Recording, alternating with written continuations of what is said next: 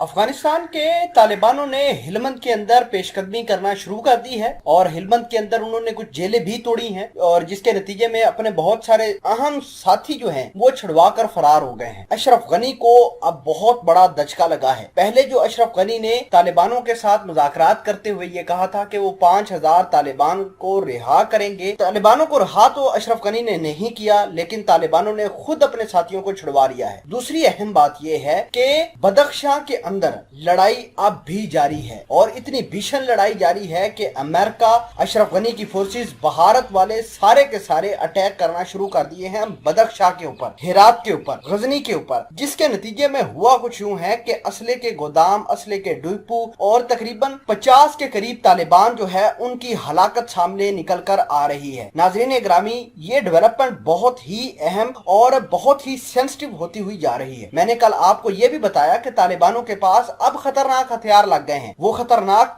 हथियार ये हैं जिनमें T-55 टैंक हैं। इसके अलावा अमेरिकन मेड आर्मर्ड गाड़ियां हैं, वो भी तालिबानों के पास हैं। इसके अलावा रॉकेट लॉन्चर इनके पास आ गए हैं और इतलात ये भी हैं कि इनके पास बहुत जल्द बड़े हाई लेवल के बैलिस्टिक मिसाइल या लॉन्ग रेंज के मिसाइल भी आ सकते हैं। वो कैसे आएंगे वो खबर में हम आपको बताएंगे। छोटी सी गुजारिश है कि आप हमारा YouTube चैनल हसनात टीवी को सब्सक्राइब कर लें, घंटी के निशान को दबा लें ताकि लेटेस्ट न्यूज आप तक बर वक्त पहुंचती रहे। सामईन कदर बहुत बड़ी डेवलपमेंट निकलकर सामने आई है कि हेलमंद के अंदर कार्रवाई हुई है और इस कार्रवाई के नतीजे में तालिबानों ने जो बहुत सारी जेलें हैं वो तोड़ी हैं और जिसके नतीजे में तकरीबन 250 से 300 तालिबानों के अहम कमांडर भी रिहा हुए हैं। अभी तक टोटल जो लोग हैं उनका पता नहीं चला कि कितने लोग जो हैं वो रिहा हुए हैं। तालिबानों के कमांडरों के अलावा जो आम शहरियों को अफगानिस्तान की गवर्नमेंट ने पकड़ के रखा था या अमेरिका ने पकड़ कर यहाँ पर रखा था वो भी रिहा हो गए हैं और अरसा दराज से बहुत सारे लोगों को इन्होंने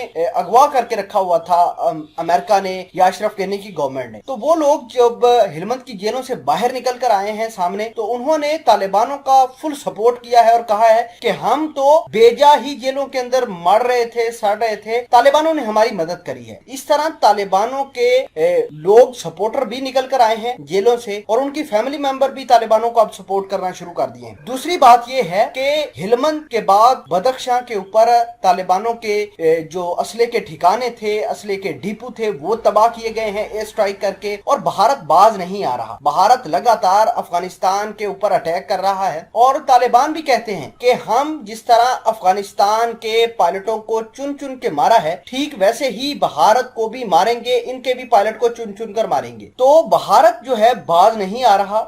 पिछले दिनों अशरफ गनी और मोदी के दरमियान ये बातचीत भी हुई। अशरफ गनी ने मोदी को कहा था कि कब हमारी मदद के लिए आओगे, जब काबुल जो है वो तालिबान ले जाएंगे उस वक्त तुम आओगे। तो उसके बाद बड़ी ही भीषण तरीके से भारत ने तालिबानों के ऊपर अटैक किया है। हेरात के ऊपर, गजनी के ऊपर, काबुल के अंदर और दीगर जगह के ऊपर तालिबानों के ऊपर मुख्तलिफ एयर स्ट्राइक करके तकरीबन 50 के करीब तालिबान हलाक भी किए गए हैं। लेकिन आपको ये भी बता दें कि आप मेजर सिटीज के ऊपर तालिबानों का होल्ड होना शुरू हो गया है, जैसे कि हेलमंद। अब इन्होंने आहिस्ता आहिस्ता काबुल की तरफ बढ़ना है। और आखिरी बात ये हम करेंगे कि जिसके पास भी काबुल होगा अफगानिस्तान की गवर्नमेंट उसी के हाथ में होगी, उसके ताने बाने उसी के हाथ में होंगे। तो ये मामला चल रहे हैं और जिस दिन काबुल अफगानिस्तान के तालिबानों के हाथ लगेगा तो सारी की सारी दुनिया, जैसे कि अमेरिका की एम्बेसी है, तुर्की की फौज है काबुल की सिक्योरिटी के लिए, सब ने भाग जाना है, कोई भी यहाँ पर बाकी नहीं बचेगा।